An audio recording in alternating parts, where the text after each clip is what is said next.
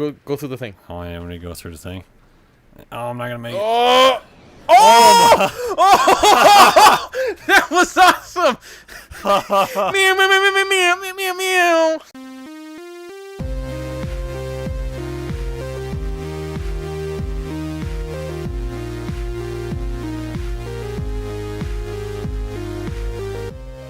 Hey everybody, and welcome back to the Pixel Junkies podcast. Aaron's drinking a beer. This is episode 94.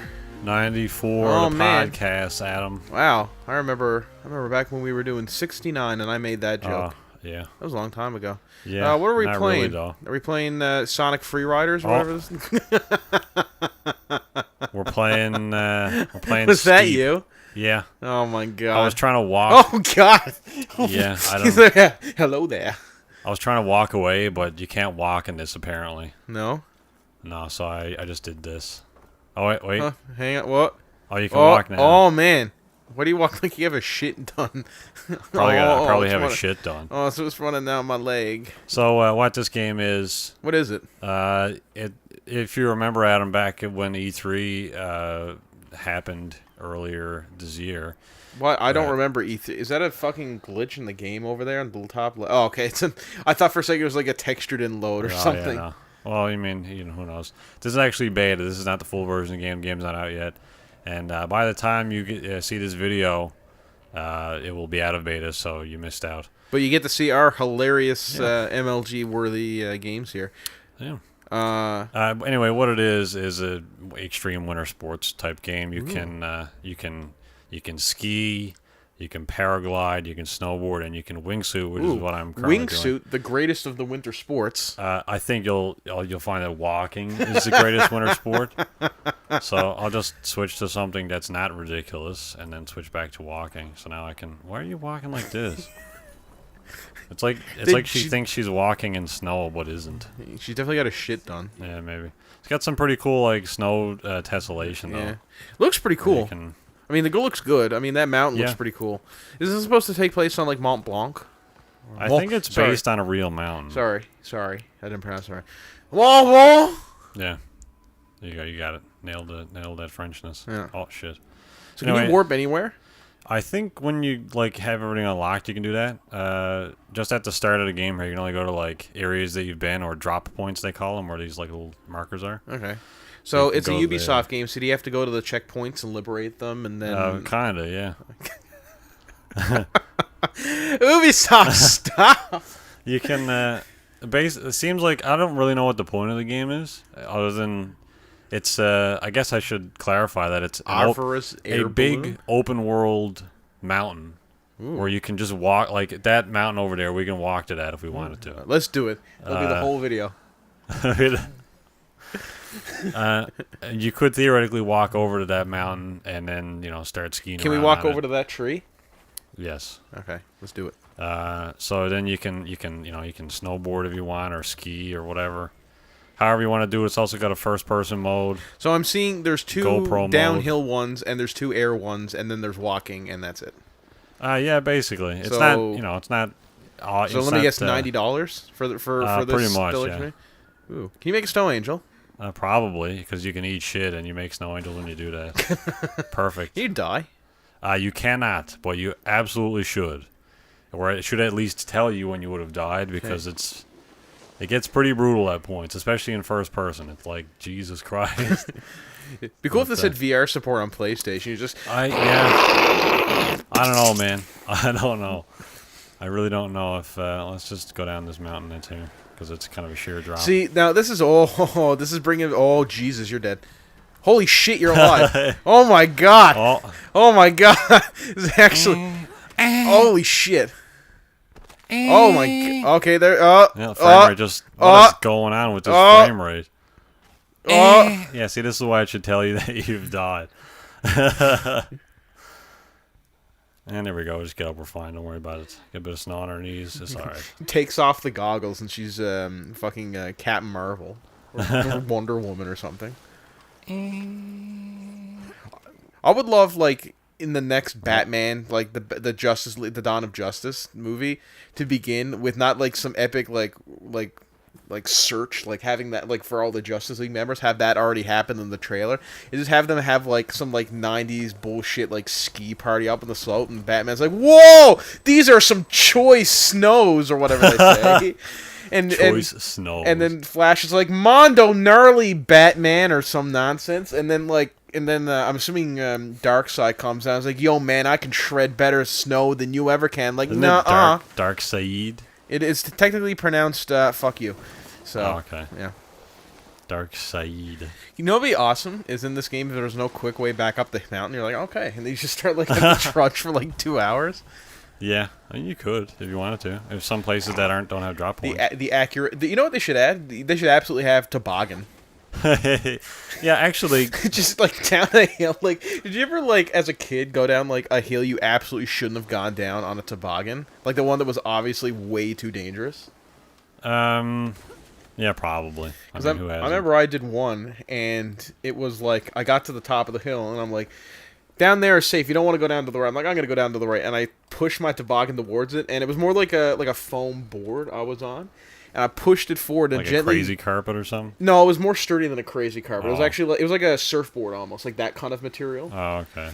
And it went forward and it was like, and it started off very gently, like this, and then it went. The last thing you hear is me going, "Oh shit!"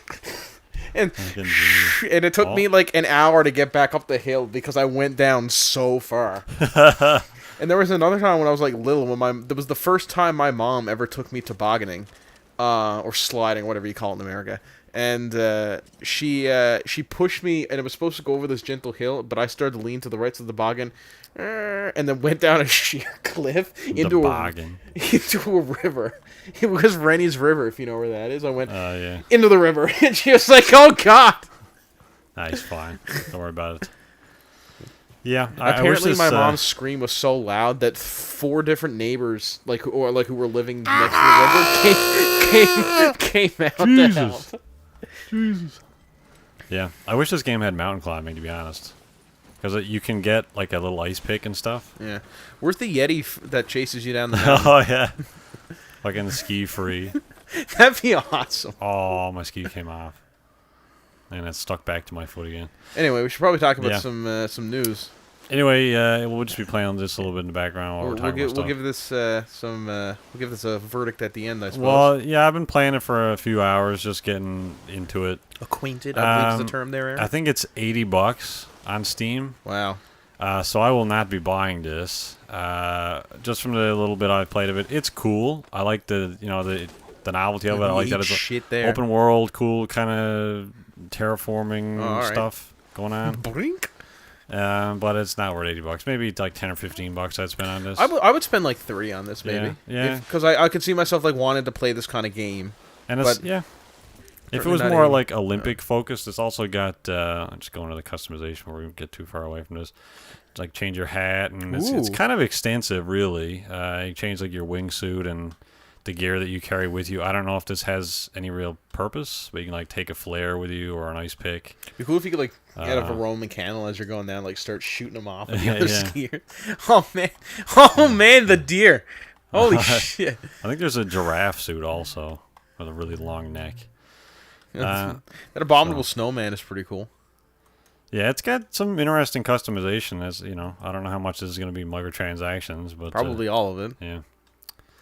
But we're kind of negative like that, so I've unlocked some stuff already, and outfitted my missus. You can also change your rider as well. She is in Pixel Junkie attire. Oh, okay, never mind. Well, I mean, she's kind of in blue, not really green. Yeah, whatever. It's close as we'll get. Yeah. Anyway, it's an interesting little game. I picked up recently because I played it a while ago, and I put it down fairly early on. But I've been meaning to get back and play it.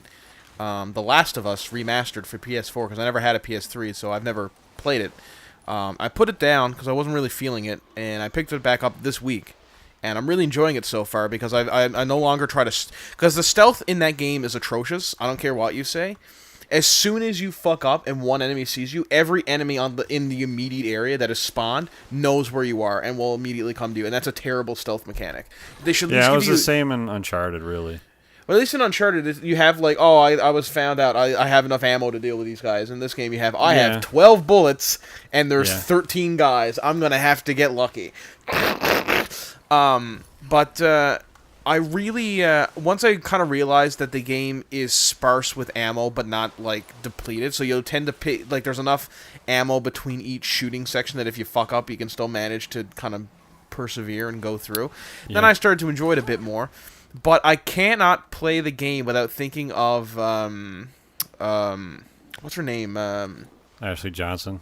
Yeah, well, her character, what's the character's name? Ellie. Ellie. As Pike from Critical Role. Oh, yeah. It's me like, Jesus! And I'm like, Pike, cure wounds, quick! How awesome would that be? Yeah. That was a little Critical Role Easter egg. Yeah. Long before it even was a thing. If they were going to make a sequel, though, I would absolutely have a Critical Role Easter egg, where even if they were just going through a house, like, hey, what's this thing? Dungeons and Dragons. Sounds stupid. Cleric looks cool, though. Yeah, that'd be interesting. Well, apparently in her, I forget what the name of her show is, but the show that she's currently on, in that show she plays D&D, and they're like, what kind of character do you play? And she's like, oh, I play a gnome cleric. Yeah, she from last night's episode, she she joined in on with the rest of them, but really? Yeah, interesting. On Skype, and she just got home from filming, so she was like still in like set makeup and clothing and everything. I like Ashley Johnson. Yeah, Dotson. Dotson. Yeah, Dotson. We got Dotson here. I haven't seen Blind Spot, but the chick who plays Civ in Thor, and I guess Agents of S.H.I.E.L.D. as well, is like the main character. Oh, interesting. And of course Ashley's on it, so I might give it a look. See, I don't really know what it's about, but I don't know if Ashley's getting work out of it. I'll probably look at it. Yeah. So that's cool. I'm just gonna check and make sure this is still recording after that. Shit frame rate. Yeah. Wasn't sure if the shit frame rate caused the capture to eat knobs. You're reaching the map limit. Well, let's see where the map limit is then. So what else going on? This news this week. The Grand Tour started. Ooh, yes. Grand Tour started. I haven't watched it because currently not available in Canada. Yeah, or most not really. of the world. I think it's available in the U.S., Britain, and the Moon. Germany and Japan. So yeah, the Moon basically. Yeah. So fuck you, Amazon, for not getting it to everybody at the same time. I hope everyone dies in a fire. So I will be pirate. Well, no, I won't be. Well, Adam, because pirating is illegal. However, I will be finding some way to watch it. A little bit of a backstory. So basically, what happened is the Grand Tour. The guys who used to run Top Gear and now run their own show, the Grand Tour, which is for all intents and purposes Top Gear. Jeremy Clarkson, Richard Hammond, and James May. Yes. Those guys and Ron Atkinson have a show on Amazon, and it came out on the 18th, or premiered on the 18th, and a couple of days beforehand they kind of released a statement saying, actually, not really. They're not really on the 18th. I don't know where the fuck I am. It's only going to be available in the U.S., UK, Germany, and Japan on the 18th, and some undisclosed date in December for everywhere else. So, of course, everyone sort of lost their minds and was kind of like, what the fuck are all these things? What the fuck is it? All right. 10 out of 10. those are just people could do. They're doing the Red Bull jump from orbit thing. That's their... The splats on the ground. Try some wingsuit stuff. Oh, yeah, I can do that. So, I think there's actually a... Jesus fucking Christ. Jesus. Still in beta. Figure it out, Ubisoft. Beta. I think there's... Yeah, here it is. There's an air balloon. What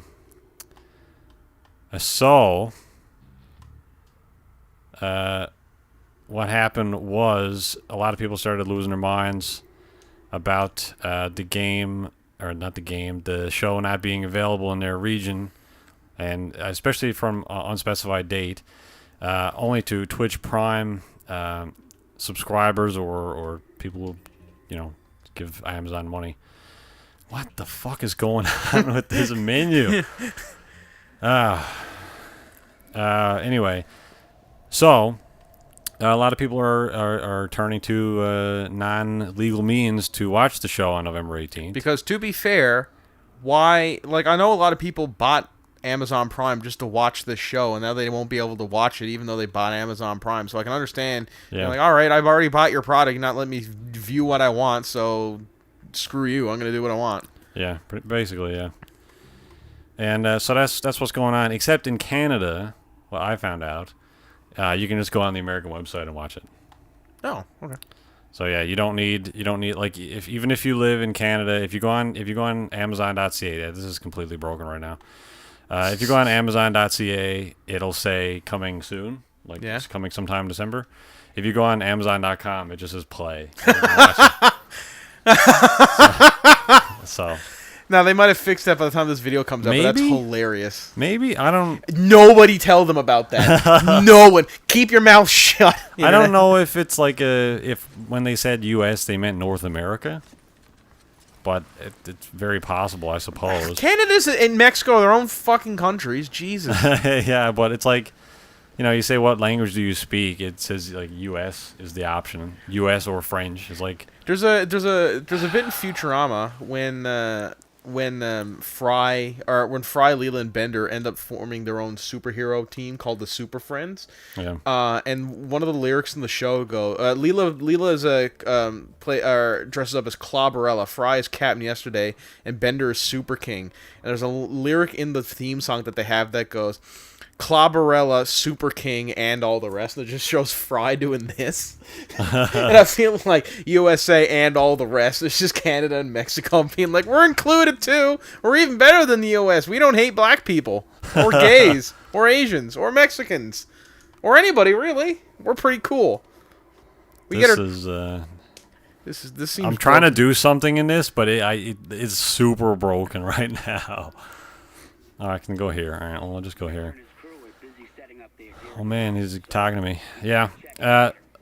Anyway, so I have seen the first episode, and despite all the sort of nonsense going on with this availability, especially to people who can't see it right now, it's kind of super annoying. I was looking for a place to steal it because I was absolutely going to steal it if you weren't going to make it available to me as when it was available elsewhere.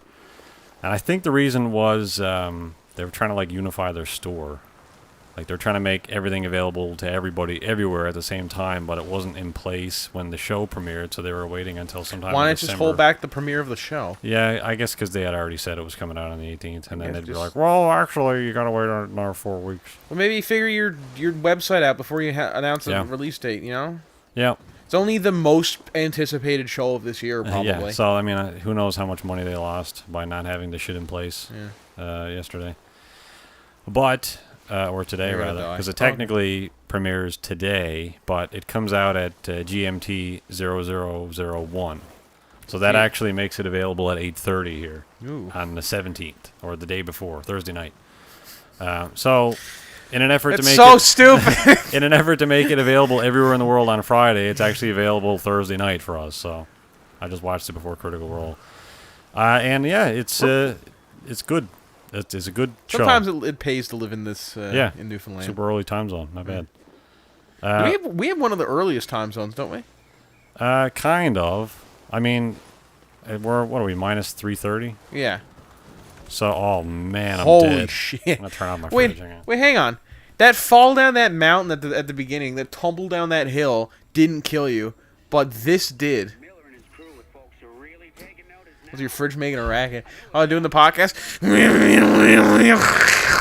Those stupid ass pumps. Yeah, I don't know. I did the G forces and this are weird. I guess it counts your G forces because there's a you can't look around because both sticks do things. But I jumped out of an air balloon and just swan dived into the ground and it said like 20,000 G's experienced unlocked or something. So I was like some award or something like that for doing so many G's. The game just went like, boo! That high pitch like buzzing noise. Jesus Christ. So yeah, it's a good show. It's basically Top Gear. I mean, they've made efforts clearly by copyright to make it not what Top Gear was. Yeah. But it's just Top Gear. Okay. And it's kind of weird. No, I'm fine. Don't worry about Holy it. shit. It's a good Christmas tree there. And not bad snow angel next to it. Adam hasn't seen it yet. No. So I won't spoil it because I'm sure that'll we'll have off. a full spoiler podcast next week. But it feels weird because like you see a lot of cheap knockoffs in the world. Something's good, so somebody like makes Top Gear a Australia, cheap knockoff. Top Gear no, USA. not even that really. Just like a knockoff of like a Minecraft or something, you know. And it's weird because Doom 4. This is now the genuine article, but it feels like a knockoff of itself because of the copyright stuff. Like they don't have the Stig anymore, but they still have like a race driver, and they don't have. Is it called the MiG? Or the no. wig? It'd be funny if it was like introducing the wig. It's just the Stig, but with a wig on. Well, the best example of it is they have a news segment on the show. But they can't call it the news. But it's not called the news. It's called Conversation Street. And they have like a stupid little video that plays in front of it. So I don't know. I guess they're kind of like nodding to the fact that this is all bullshit and they can't call something the news. Yeah. But it seems really stupid that they have to do those things, and it seems really weird, even though it's still really good. It's a solid episode. It's not the best that they've done, but in terms of starting a new series and trying to kind of establish a new fan base with this new series, it's because the first two seasons of the of Top Gear, like the 2002 version of Top Gear, were kind of rough. You know what I mean? Like they weren't as good as what the show eventually became, but it started off, Yeah, no, the first season was not good. They had a guy, Jason Daw, who gave him like car sale advice, and that was not good. No, that was kind of like nobody wants to watch this. So then they replaced him with James May, and everything was better. Yeah, and their chemistry kind of lit up a little bit. Yeah, but even the second season was just kind of like they're like, okay, in this epic road test, we're gonna drive from London to the other side of London and see if we can make it. And this is like, all right. Yeah, it's like, well, I think the first episode was like, this is what happens when a bus jumps over like 6 bikes. Yeah, all right. Although I don't remember, I think it was in that first episode where James had to destroy as many caravans because he just starts like smashing them together and like burning them and stuff. Yeah, I don't know, it definitely got better from the second season on. So, it'll take. They're obviously still teething a little bit with this. But I mean, that's the same with any show, really. Yeah, absolutely. Remember the beginning of Game of Thrones when they stopped halfway through the first episode to have like that coloring, like video where they're like, okay, now we're gonna paint some pretty trees, just some real pretty trees, just happy. Bob Ross shows up. The best cameo ever. Come on, jump! There we go. Oh, I didn't mean to do that. Oh, I'm dead again. Yep. Be cool if this did like. Mortal Kombat, so like slower. That was like, yeah, like showed, what game did that? It was like Tony Hawk Project 8 or something, Skate or something. I think it was Skate 3 that did that. Might have been Skate. I think Tony Hawk did something like that as well. But Skate did Hollow Meat. Oh yeah. It, like showed you the bones that you exploded. That was kind of interesting. I think they should do something like that in this as well. Skate was fun. They should absolutely make another one. I guess they're probably waiting for the. Do you think this is going to be like? Because it was Ubisoft that made Skate, wasn't it? No, it was EA. Was it EA? Yeah. Holy shit!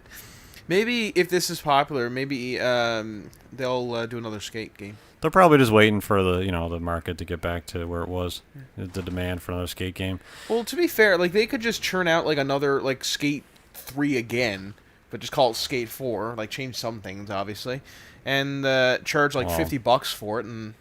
People would eat that up, you know what I mean? Yeah, but they'd buy it, be like, "Oh man, Skate 4," and then they'd realize it's just the same thing again, and be mad at EA again. I guess. Well, I mean, people don't need an excuse to be mad at EA. No, but for a long time there, the every single comment on, I don't even know if it's still like it, but every single comment on EA's Instagram was Skate 4. So Skate 4, make Skate 4. There was like thousands and thousands of comments just saying make Skate 4. Make Skate 4. Yeah, it was great. So, I don't know. Kind of interesting. Good show. I approve. Solid show. You know what this reminds me of? What we're doing right now? What? It'd be like if somehow you were able to combine Google Earth and VR. Oh, to get man. that experience. This video is not sponsored, by the way. Definitely not by GoPro or anything. No, be a hero. Or Google or whatever. whatever the hell Adam's alluding to. But it's a good thing you brought that up, Adam, because guess what? What? A Google Earth came to the Vive. What? Yep. You're joshing me. No, I'm not. You're pulling my leg. No, I'm not. You're leading me on. Yeah, the other one has bells on it. You got bells on your leg for? You're a fucking liar. So I can draw a dick in the ground. Google Earth came to the Vive. I think it's just the Vive. You can't have enough footprints to make it penis. Oh, whatever. Snow naturally kind of reforms around its stuff, and footprints are notorious for disappearing in snow. I think it's free. Really? I don't remember buying it. But yeah, I mean, Google Earth is free anyway. But this feels more like a game than Google Earth, because they have, as you'd expect, you put the headset on and you have the world, but it's kind of difficult to explain it to somebody who hasn't used VR, and I'm really not trying to sound like a pretentious piece of shit. Even though you aren't one. But it really kind of feels like holodeck level, like mini war map, futuristic level shit. Because if you fool around with the settings a little bit, I don't think it's enabled by default, but it's a very, very obvious setting that you can just tick in the options is to, I think it's allow human scale. Okay. And that allows you to zoom all the way down to the ground level and just like stand in the street. Okay. So can you be like giant at street level? Yes. It doesn't really feel like you're zooming out of a planet when you're going away from it. It feels like you're getting really big. Okay. Or at least the planet. It's incredibly nauseating because it's not an experience that the brain is familiar with, is changing size. Mm. So when you're like walking down the street and then all of a sudden you're now like the size of a skyscraper, it's like, I don't know how Scott Lang deals with this. Because this is like, oh man, my brain didn't like that. No, blood starts coming out the nose. Like it's really, and one of the worst ones. There's a bunch of like these sort of, I guess, like, go through the thing. Oh, yeah, I'm gonna go through the thing. Oh, I'm not gonna make it. Oh! That was awesome! Meow, meow, meow, meow, meow, meow, meow. Fucking goddamn! All right. That was awesome. And you thought I was gonna fuck up. I did, honestly. Did yes. that on purpose. Absolutely on purpose. They have a bunch of these, like, I guess, demo areas, so like you don't need to end up just looking around all this random crap, because not everywhere is like fully 3D and fully, good looking. So one of these ones is like a dam, and there's a bridge in front of the dam. So when you spawn, or when you go into the space, you can play if you want. You can try it out a bit. The left stick, you'll figure it out. It's not that difficult. Anyway, so yeah, when you spawn in, you're standing in this valley, and in like a river, and it's kind of, I think it's in Utah. It's kind of near the Grand Canyon region. Okay. Oh. So you're standing in this probably like down on the left stick, and that'll slow you down. And right trigger is jump, like charge the jump. There you go. There you go. You got it. Anyway, so yeah. Oh shit. Probably a 500 or 600 foot canyon, but it feels like it's miniature. It feels like it's up to your thigh. How it feels. And you can hold B and go back into the world map and go somewhere else if you want. So this feels like when we like run off like Mount Chiliad or whatever. Yeah, kind of. Pretty close. So anyway, there's a bridge that goes in front of you, and it's really cool because it feels like a almost tiny popsicle stick bridge, a little tiny little like scale model bridge, and you can you can move in and look at it and stuff. But then if you and it feels really tiny. It feels like you could put your hand around it and you'd be able to like tear it down like Godzilla like. But then when you zoom in on it without changing eye level, the scale goes from put your hand around it to like life size, and that instant shift. Like that it's not just like one picture to the next. It's that super rapid skip to life size. Really, your brain is like, it feels like you're turned upside down. It's really off-putting, but generally very cool. They do have a if you're concerned about sickness and you want to try this, they also have a comfort mode, what they call it. Basically, they every time you move the camera in scale or you zip around the planet or fly or whatever, Jesus, it moves the scope into very, very narrow, so you can see what you're looking at, but you can also see everything else around it. Oh my God, I'm gonna die! Oh, Jesus! Killing the frame right here. Holy shit! Yeah, no, you ate knobs there. Yeah. I kind of like that they put this in. Like, it's almost unusable, this camera, but it's cool that it has it. I like it. Yeah. Anyway, it's a really cool program. It's probably top 2 VR experiences, I would say. Yeah. I'm going to give it a try sometime. Yeah, well, you can try it after this if you want. It's only easy to use. And you can, I mean, if you feel like dicking around on Google Earth with the 3D buildings and stuff, it's really cool. Like, I was fooling around at the... Oh, there's a drone. And yeah, you can also hold Y to reset to where you were, like if you're at the bottom of a hill or something. But airstrike on that position. I was fooling around in the Hollywood Hills and comparing it to like San Andreas. Oh yeah. And there's a lot more high rises in San Andreas than in California itself, I think, or at least in clusters. Because like that base area in San Andreas, where it's like, those 10 or 15 high rises, they're fewer and way more spread out. And like, you can look at a map and say, we're gonna get fucking motion sickness watching this fucking video. Yeah, that's why you wouldn't want this in VR, because you get sick instantly.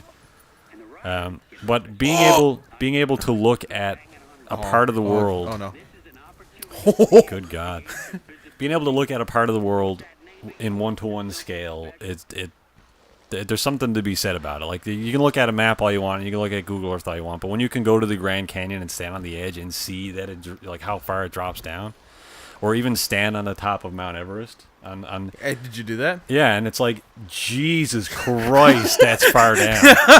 Like, oh yeah, it's a high mountain, 29,000 feet, but holy fuck, that's a long way down. I really want to try this now. Sounds really cool. Yeah, it is. It's super cool. If you have an opportunity, absolutely check it out. Because it lets you see parts of the world you'd never see otherwise, and I like that. It also has a full year in the sun cycle. Like, you can grab the Earth and rotate it, or you can grab the sky and rotate that. Oh. So you can move the sun around and the moon. So they really thought about this. They put more time and effort into this than a lot of video game developers. Regular Google Earth. But I thought it was just 1 day cycle. Oh. But it's actually a full year. Oh. I can't. Your head came off there. That was the skull. I went to the North Pole and spun the sun around, and at no point did it go below the horizon. No. So I kept spinning it, and it actually, you can see the change of the sun. Like it gets lower and lower in the sky as you keep spinning it. Yeah. And then as you keep spinning it, it starts coming back up again. So like you can see the full cycle of the sun and its change in the position for the seasons and stuff. It's really cool, yeah. And you can actually see an eclipse in it as well. If you spin it enough, you can see the moon go in front of the sun, and that's pretty cool too. So a cool little experience, especially for free. It does sound really cool. Yeah, absolutely. It just makes you sick pretty quick from, if you do a lot of the scale changing and stuff. And it's not like I need to go throw up sick. It's just, it makes you queasy, like a little queasy, and uncomfortable level, I guess. But yeah, that's that. What else we got here? Pokemon, Adam. Okay, so Pokemon Sun and Moon came out on the 18th. I have seen some gameplay from it. I'm asking for this for Christmas. Christ. So I'll see how I'll give you a full report when I play it. But from what I've seen, it's basically just the gameplay changes that were added into Pokemon X and Y, but with some minor gameplay variations, and the addition of new Pokemon. Obviously, as comes with each new generation. I heard it's possibly coming to Switch. What do you think about that? If it's coming to Switch, I'll still get it for 3DS. I don't even know if I'm getting a Switch, but that'd be cool, I guess. But that would kind of tank the fucking 3DS then. To save the... Oh, well, probably not. Because a lot of people already have a 3DS is the thing, so I don't know if that would make people run out and get a Switch. Even if it tanked the 3DS, is that a problem? Well... How many have they sold already? A lot, actually. It's the best... well, there you go. Now they can sell a dickload of Switches. That's true. I would I would, not necessarily Sun and Moon, but I would like a super like serious story, well not serious, but story-driven Pokemon game. One that's not just get the 8 gyms, get the Elite Four, beat the bad guy. I thought there were no badges in this game. Or they're called. I forget what they're called, but they're not gyms, but they basically serve the same function as a gym. So they just changed the name. Yeah. Well, that's not getting rid of gyms then. No, it's not. Oh, I heard there were no gyms. That's stupid. Yeah. There's no gym, technically.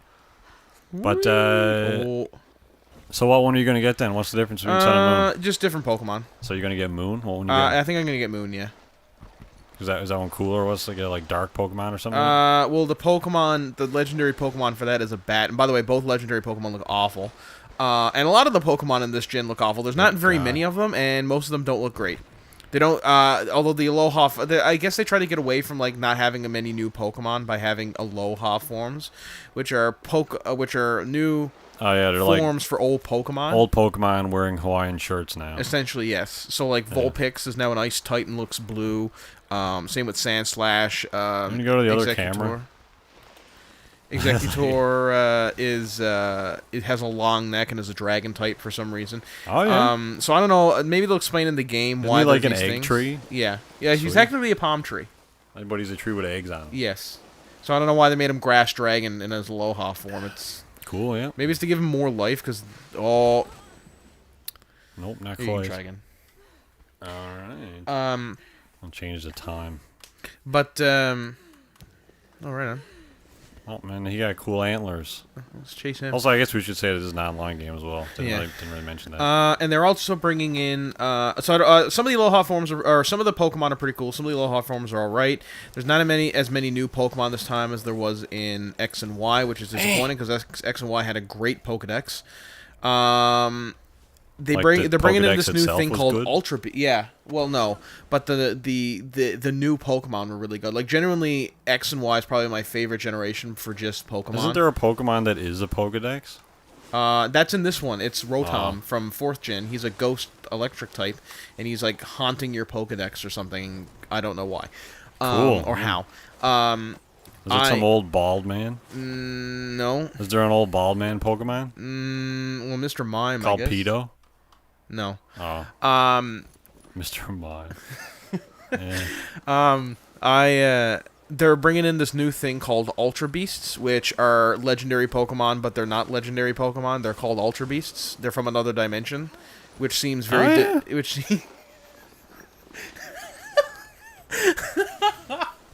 Oh, yeah.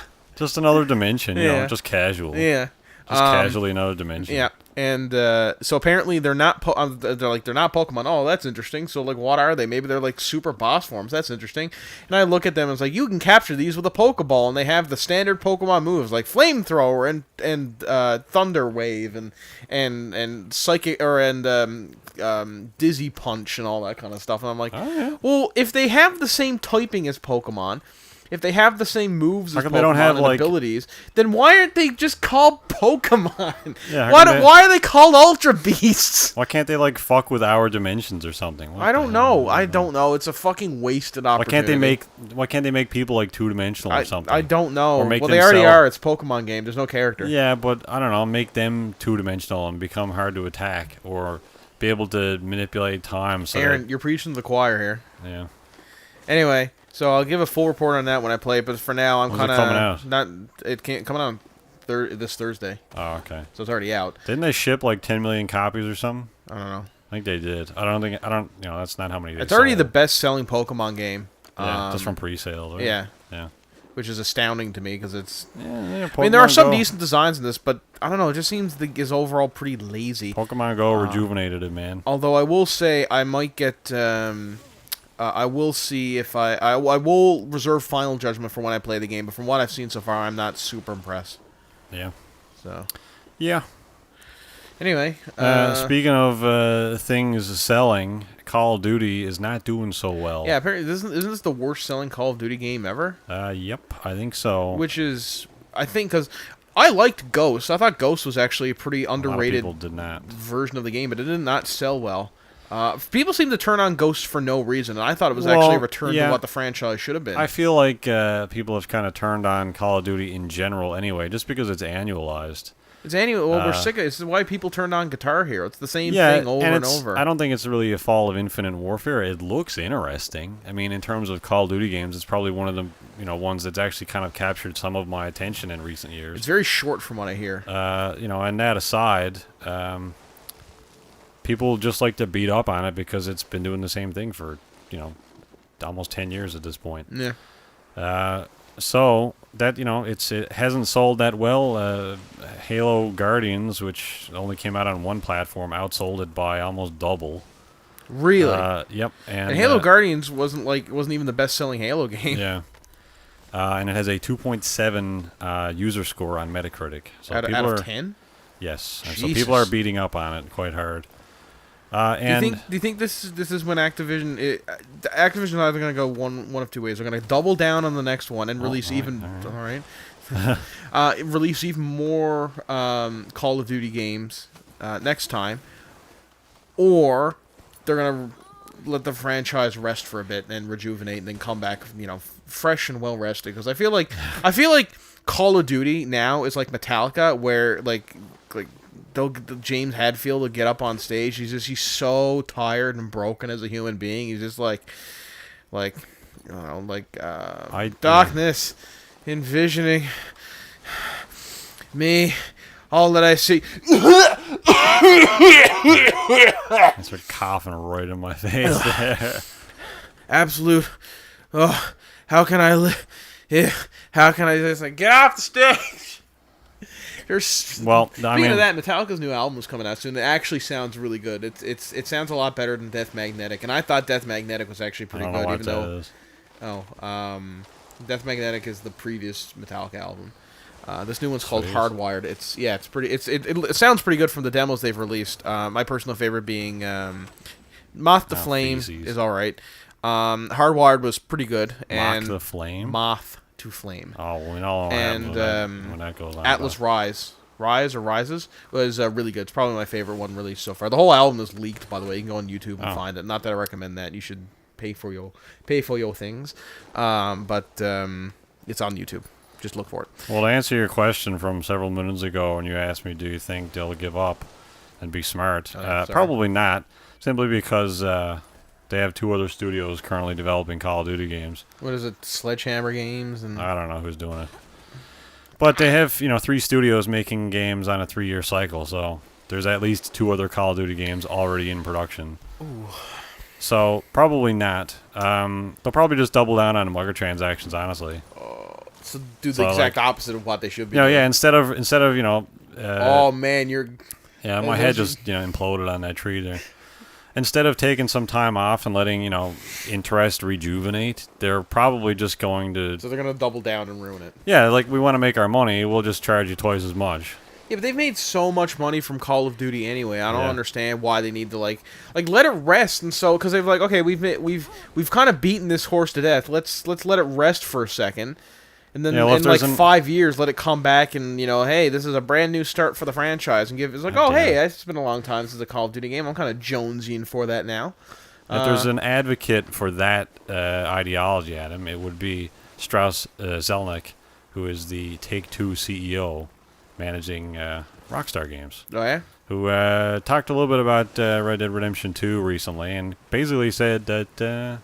exactly that. They felt the time was right to bring Red Dead back, so that's what they're doing. And that now always with made more horse balls.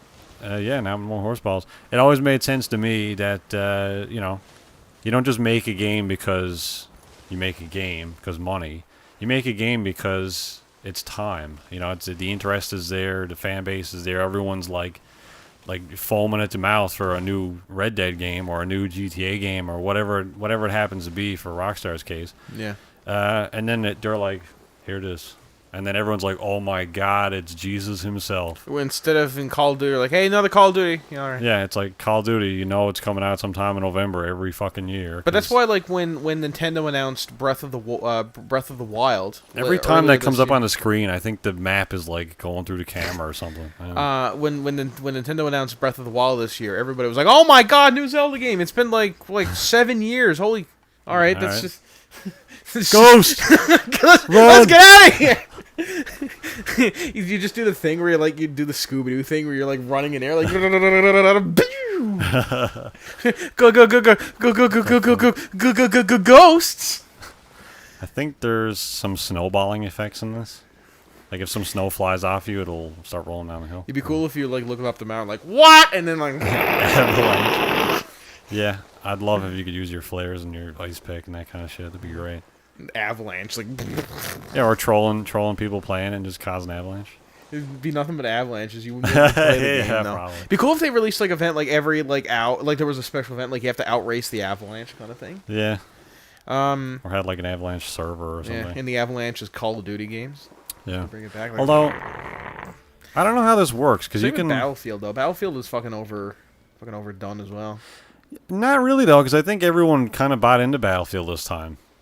Like they don't make a Battlefield game every year. They do it a lot, but not every year. No, that's true. I think this year everyone was on the World War I bandwagon because it just seemed like it's not new obviously, but it's sort of a fresh approach to first-person shooters. Especially the fact that everybody has an automatic weapon. A well-known feat of World War I was the fact that everybody was running around with automatic weapons and tanks move fast, and there certainly wasn't no stagnant trench warfare. No, it's obviously, they've taken some liberties, and even with the narrative, it's... you know what? I honestly probably would have bought the game if the game's campaign was nothing more than sitting in a trench for, like, days at a time, pressing square to fend off the rats, and then at the very end you charge up over the hill, and you die immediately. I would have bought the game. Well, I'll just play like an Arma mod or something. I'm sure you can do that in Arma. Yeah.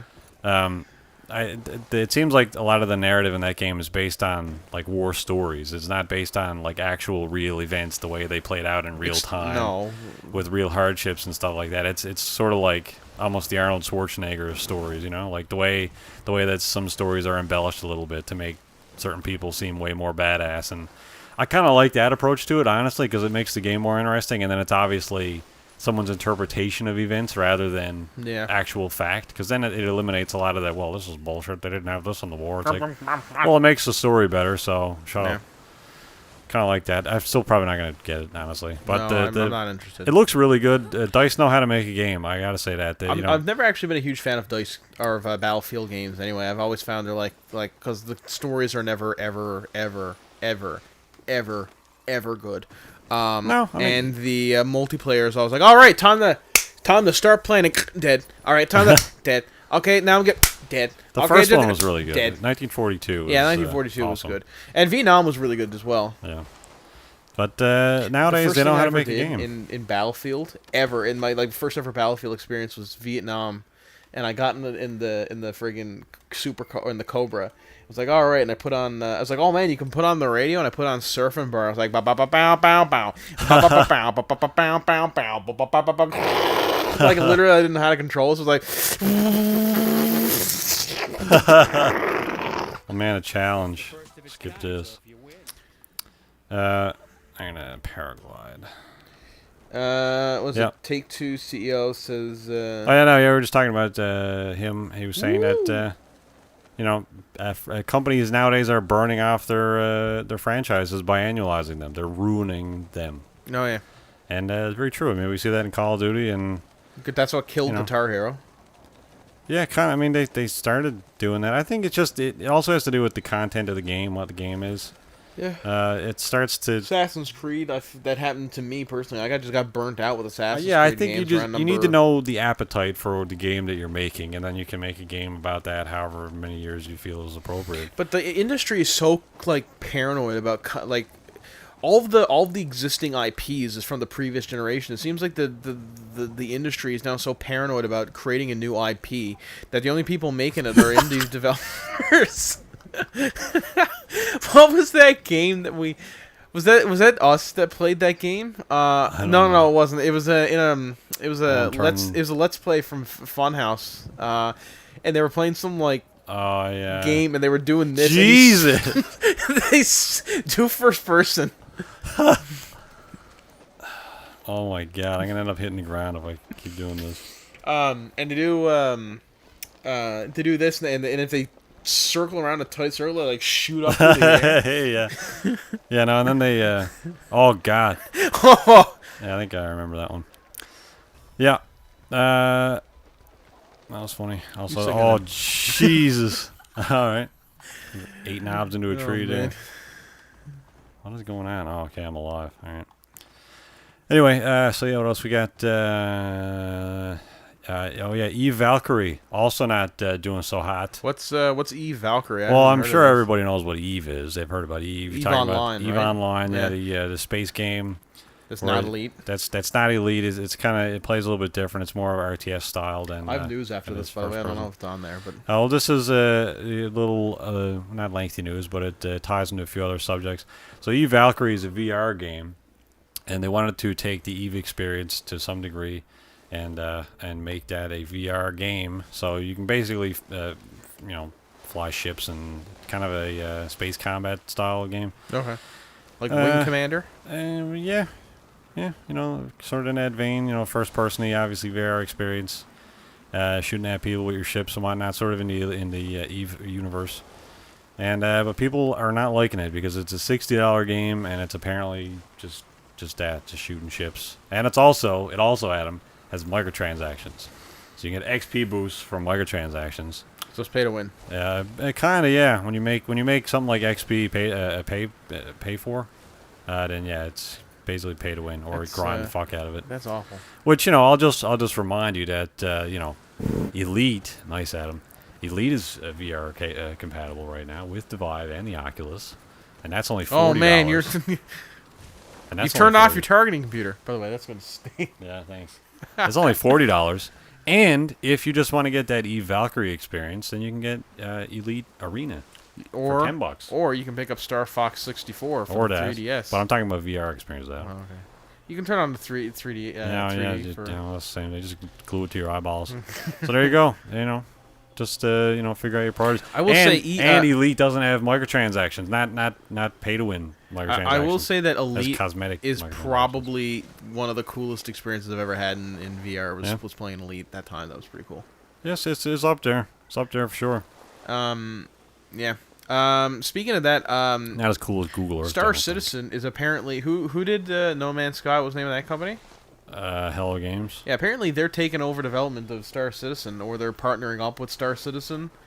What? To do something. Yeah. So let me see if I can. They're taking over. So let me see if I can. That's gotta be bullshit, trolly nonsense. Why would Hello Games take over that? How does Sony have any stake in that? Good God, if that's true. Oh, man. I thought you were going to say that Chris Roberts and his guys were going to take over finishing fucking No Man's Sky. That'd be more logical.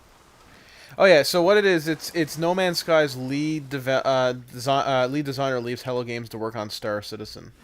Ah, okay. So it's not like they're taking over everything. Yeah, well, that makes sense. Garth Braun.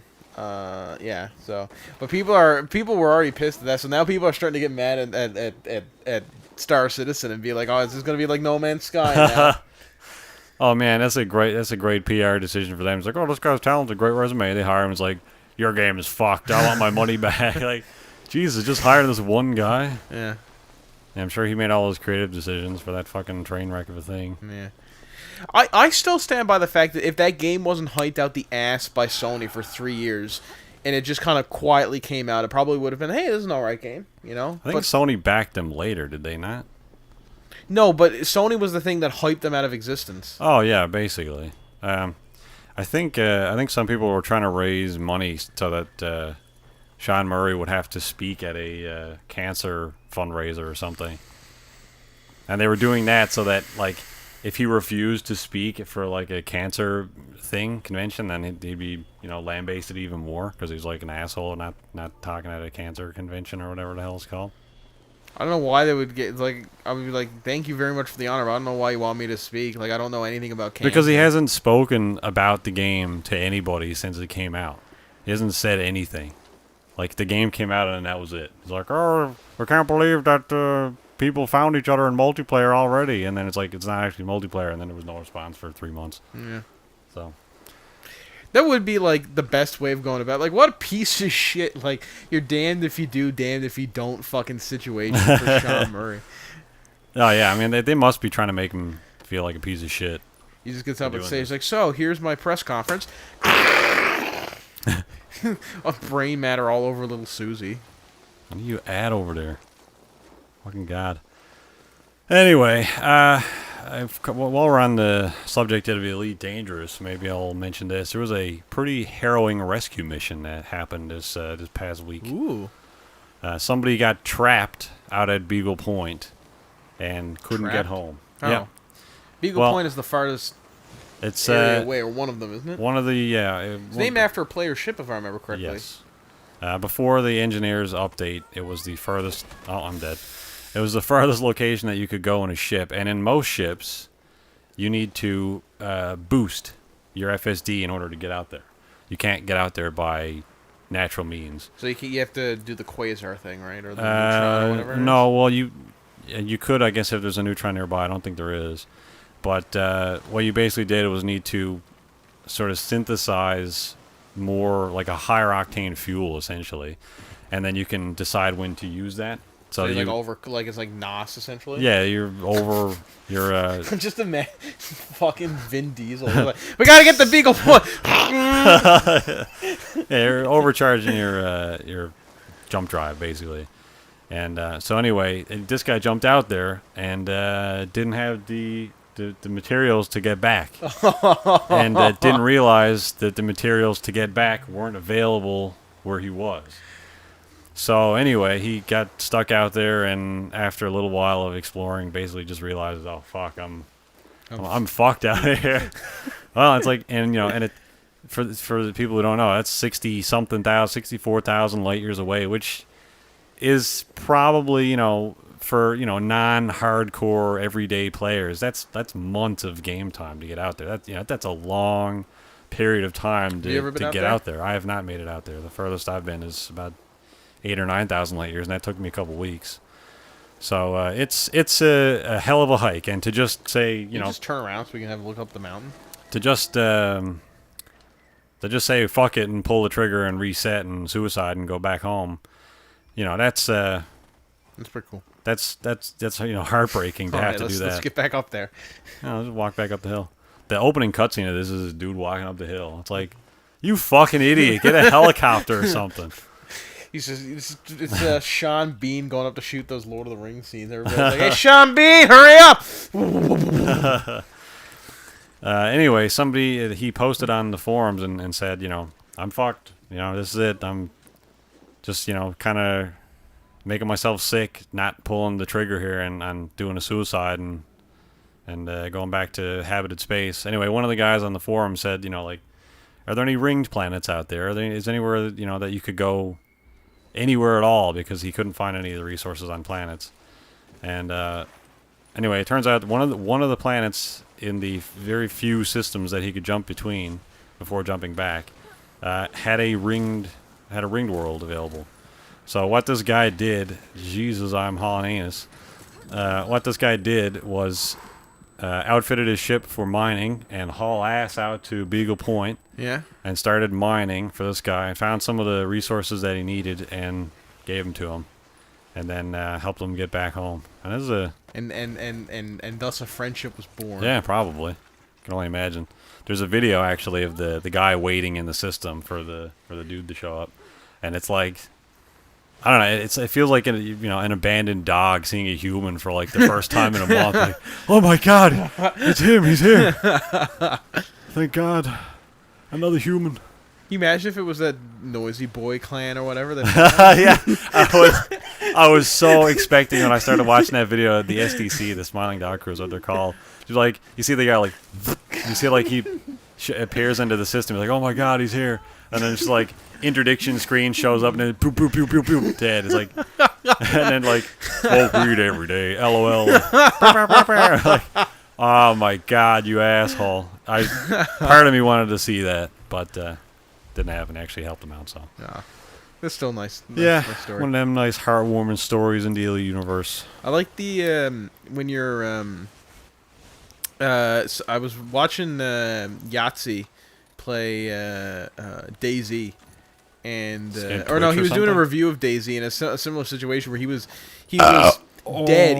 He had found some ammo, but he caused an alarm, so every zombie in the immediate area like rushed to him. He killed them all, but he had run out of everything. He didn't have any supplies left, and he was so low on health, he kept passing out on the highway. So he was walking up the highway, kept passing out.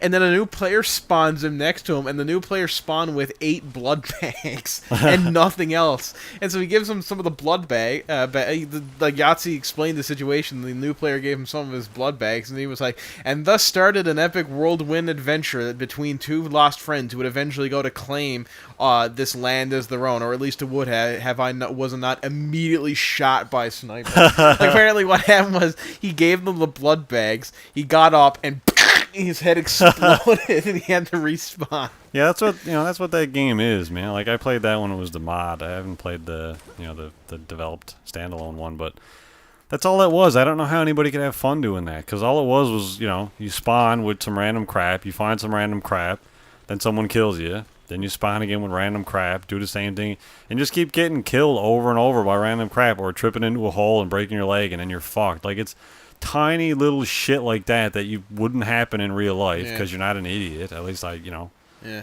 It's just random little gamey mistakes. With the Zero Fox clan, when they do it, Soviet Womble and stuff. Yes, that's their clan name, is ZF.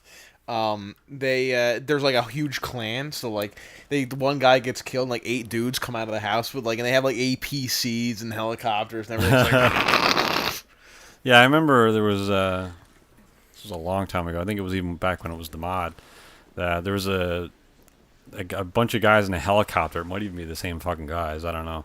A bunch of guys had this helicopter, and if it came across like a random survivor and picked him up, like an actual player. Yeah. Picked him up. Was like, yeah, we're gonna take you back to our safe haven. We're going around and like wrangling up people now so that we can like basically build like a city. And it's a cool idea, a cool concept. You always hear about like these like survivor havens in an apocalypse situation. Yeah. Anyway, they brought him out to this island and dropped him off, and he got out, and then they just took off and left. And all this island was like a 50-foot just sandbar with nothing on it. And there was like no resources, no trees, nothing. And then just left. And it's like, I guess I'm restarting the game again. Fucking hilarious. Like, bye. Oh, great. All right. Survivor Haven indeed. Anyway, just speaking of that, just very quickly, one of the best videos I ever saw online was this guy. He modded Minecraft, or he got a mod for Minecraft. It was he making an atomic bomb, which was like, I think it was worth like 100 blocks of TNT would do the equivalent explosion as this thing. So like a massive explosion, and he put 100 of those in his game, like or 100. It's like anyway, I can't remember how many it was, but it was like a tremendous amount. And he put him in the game, and then he shot a fire charger at it, and it detonated, and then it all was like, bah! And then the screen went white, and then he was like, I think I broke it. Then he'd every net like 5 minutes here. So he left the computer running for 3 days. And after 3 days, it finally settled down, and there was nothing left of the map. It was awesome. Yeah, that's great. Anyway, else we run through. What was that? Fallout 4, you said? Fallout, was it? Something Fallout? No. What game was it? Oh, this is Minecraft. Oh, Minecraft, was it? Yeah. Oh, that was a weird put. Anyway, Fallout is getting mods. I thought it was a Fallout 4 mod. I wasn't paying attention. Fallout 4 is getting mods on PS4 finally. Ooh, that's good. It's only 6 months after Xbox had them, but there you go. Sony finally got their shit together. Yeah, because it's a good thing the PS4 is not hard to develop for or anything. Yep. Remedy, the guys behind Mad Max. Oh God, the guys behind Mad Max and Quantum Break. The tree to keep going. Yeah. Oh my jumping Jesus! I'm not stopping. Man, you're the guys, Quantum Break as well, are teasing a new thing. They got a new game in production, I guess. So it seems to be pretty quick after Quantum Break came out. But I read this thing today. Just getting back to the PS4, the guy. He's like, I work in games development. I'm a QR tester. And he was just he was doing like some stories from QR testing, and he said, so a lot of people think that like porting a game is easy. It should take like a long time. Like we ported a version of one of our games to PS4, And it makes me think he was probably working for Bethesda or something, because he's like, all of a sudden, he was like, oh god, why is the PS4 getting so hot? Why is the controller freaking out? Why am I only getting 20 frames a second? Seriously, why is the PS4 getting so hot? Help me! It was like 22, and apparently he tried to do the same thing to the to an iPad. Let's port it to an iPad, and the iPad broke. It just couldn't do it. And over here, it was like, okay, that's good. Oh man, oh. I only bounced multiple times. I'm fine. I should get up now. No problem. Yeah, man, what else we got? And the last thing is that EA has recently said that they develop all of their games for high-end PCs and then scale them back for consoles. Really? So I don't know how true that is. I think that might be a fib. Maybe. I think that might be a falsehood. Especially considering that all of their PR shit for fucking Mass Effect is like turbo PS4 heavy. Yeah. So, I mean, I don't know if that means... Like, what games... I don't know. I guess... Do they release... I guess EA releases a lot of their games on PC, which is better than some developers, have nowadays. Ubisoft. But, although we are playing We are playing an Ubisoft game on a PC. Oh, whoops. Oh, man! I'm glad you did a front flip like 5 seconds after I pressed the button, but there you go. Alright. I was like it was in Napoleon Dynamite. I was like, have you ever taken that bike off some sick ramps? He's like... Yeah. Didn't pull up at all. Oh man. Anyway, that's pretty. I think. Let me look at it further down. Is that it? I got a few other little things. Well, we'll just plow through here. What we got? Valve may have to pay a $3 million lawsuit. Oh God. For violating the Australian consumer law. Why? Well, apparently, Australian consumer... They're bringing like the American bullfrog or something. Yeah. Well, apparently the Australian consumer law says that anything that they deem as defective legally requires or entitles the buyer to a refund. And I think some people were complaining that some Steam games were defective, and they had played more than 2 hours, which is the normal Steam refund thing. If you play less than 2 hours, you can get a full refund.